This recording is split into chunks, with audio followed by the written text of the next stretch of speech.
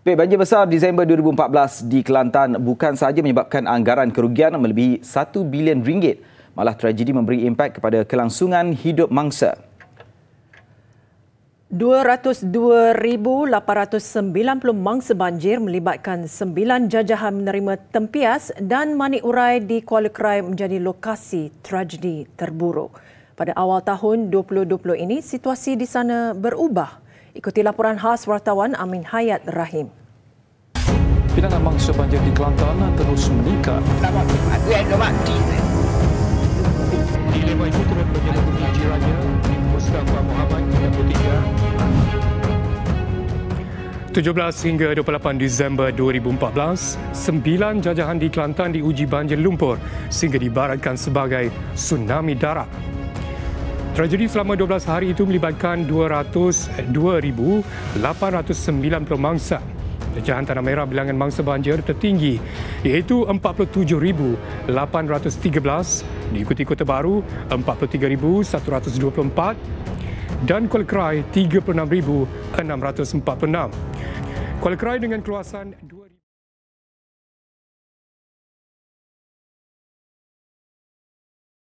Assalamualaikum dan salam sejahtera. Laporan kali ini tentang masalah banjir yang kerap berlaku di negeri-negeri Pantai Timur. Jadi, saya khususkan kepada tempat saya dilahirkan atau dibesarkan iaitu di Kuala Krai, Kelantan. Hal ini demikian kerana masalah banjir berlaku disebabkan oleh perubahan monsun timur laut bermula pada bulan November hingga Mac setiap tahun. Banjir di Pantai Timur lazimnya dikaitkan dengan dua fenomena iaitu banjir sungai atau banjir kilat. Banjir sungai terjadi apabila hujan lebat yang berlaku di kawasan hulu menyebabkan alur sungai tidak mampu menyalurkan kuantiti air yang sangat banyak ke laut. Kesannya, air sungai naik dengan pantas, melimpah sepanjang tebing dan membanjiri kawasan rendah atau didefinisikan sebagai dataran banjir. Banjir kilat yang mana kita tahu sentiasa berlaku di beberapa buah negeri seperti Kuala Lumpur, Selangor dan lain-lain lagi di kaca televisyen. Bencana banjir dahsyat dan luar biasa yang melanda Pantai Timur pada akhir tahun 2014 dan berlarutan sehingga awal tahun 2015 dikatakan yang terburuk dalam tempoh 1,000 hingga 5,000 tahun dengan Kelantan paling teruk terjejas. Selain beberapa daerah di Pahang dan Terengganu. Selain kemusnahan harta benda yang besar, banjir kali ini turut meninggalkan kesan tragik kepada beberapa keluarga mangsa banjir yang kehilangan anggota keluarga. Kajian pasukan forensik banjir diketuai oleh Naib Chancellor Universiti Malaysia Terengganu, Profesor Datuk Ibrahim Komu yang pakar dalam bidang geobencana menemui faktor luar biasa yang mengakibatkan kemusnahan besar akibat banjir pada tahun itu. Beliau berkata, hujan lebat yang ekstrim, arus deras, kandungan bahan keledak yang banyak dalam sungai dan masalah hakisan teruk adalah punca banjir kali ini mengakibatkan kemusnahan tinggi sehingga ada yang mengaitkannya sebagai tsunami kecil. Pasukan itu berpendapat aktiviti pembersihan sama ada untuk pertanian atau pembalakan di kawasan hulu sungai menyebabkan kadar hakisan tanah meningkat ratusan kali ganda dan setiap kali musim hujan, kelodak serta pasir diangkut sama sehingga menyebabkan mendapan di dasar sungai. Longgokan pasir dan lumpur itu menyebabkan sungai menjadi cetek dan ia diburukkan lagi apabila hujan lebat yang berpanjangan.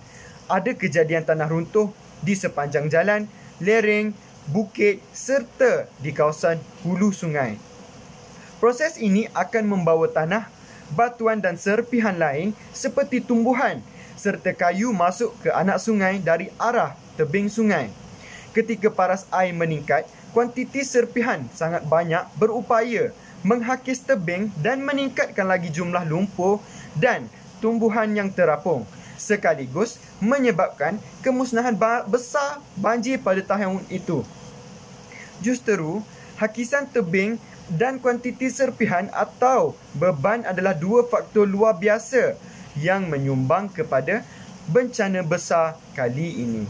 Bahkan dalam Profesor Ibrahim berkata, impak lebih teruk dialami di Kuala Krai dan Dabung kerana ia terletak di antara pertemuan dua sungai iaitu Sungai Lebih dan Galas serta Sungai Galas dan Pergau ataupun dikenali sebagai dua sungai utama.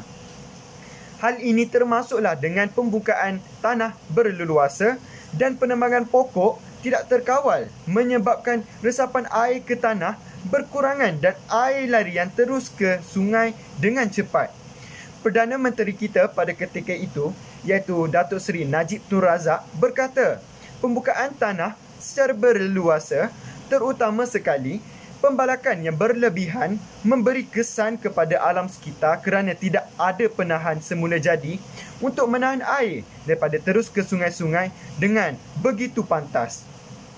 Beliau berkata lagi, kayu balak yang banyak hanyut dalam sungai membawa kesan iaitu tersangkut di jambatan menyebabkan air tidak dapat mengalir dan melimpah ke kawasan sekitar dan menyebabkan banjir besar.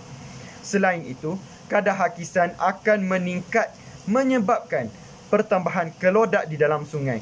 Sungai yang semakin cetek akan mempunyai kapasiti yang lebih rendah, tidak berupaya menampung air yang bertambah dan menyebabkan air melimpahi tebing.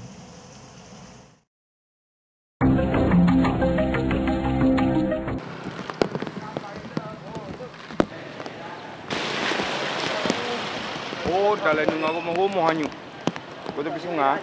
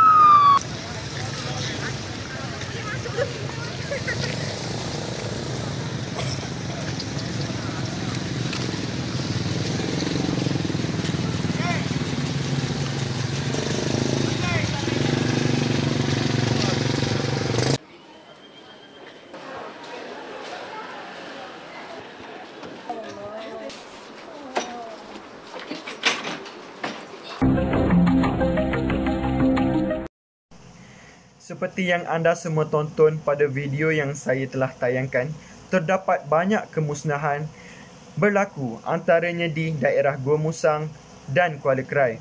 Amat dahsyat, umpama dilanda tsunami yang kecil. Rumah yang hancur atau teralih menunjukkan ada satu tenaga yang amat kuat datang dari arus banjir. Rasanya belum pernah lagi berlaku di negara kita sebelum ini dengan rumahnya yang teralih ataupun pecah hancur akibat banjir.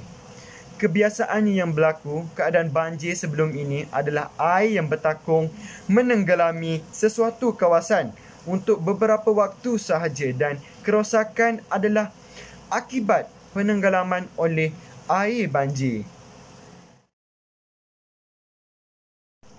Perdana Menteri kita, Datuk Seri Najib Tun Razak pada ketika itu menyifatkan bencana banjir buruk yang melanda Kelantan adalah malapetaka yang besar yang membawa banyak kemusnahan.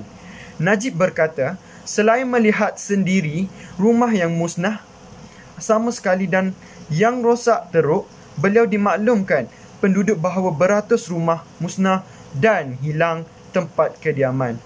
Saya lihat begitu banyak kerosakan dan ia amat menyedihkan dan menyayat hati. Katanya, dengan menambah kerajaan akan mengambil beberapa tindakan untuk membantu mangsa banjir di jajahan Gua Musang dan Kuala Krai.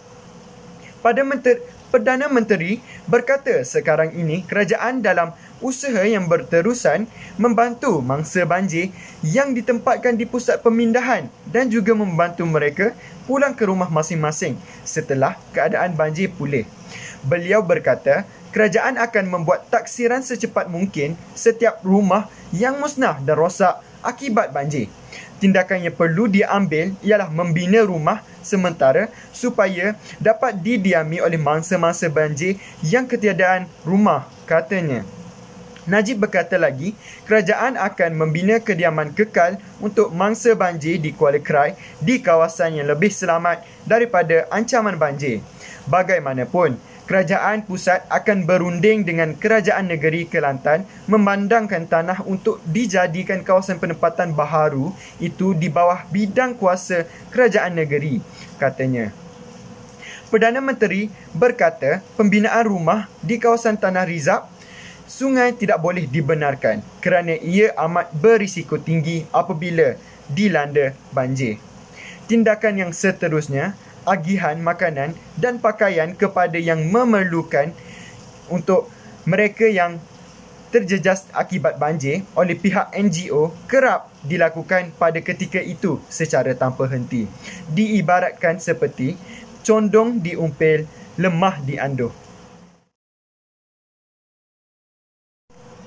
Antara cadangan bagi mengurangkan masalah banjir berlaku ialah dengan meminta pihak berkuasa memperketatkan lagi undang-undang berkaitan dengan kegiatan pembukaan tanah yang berlaku secara berleluasa dan mengenakan kompaun kepada pihak yang bertanggungjawab atas melakukan kesalahan tersebut.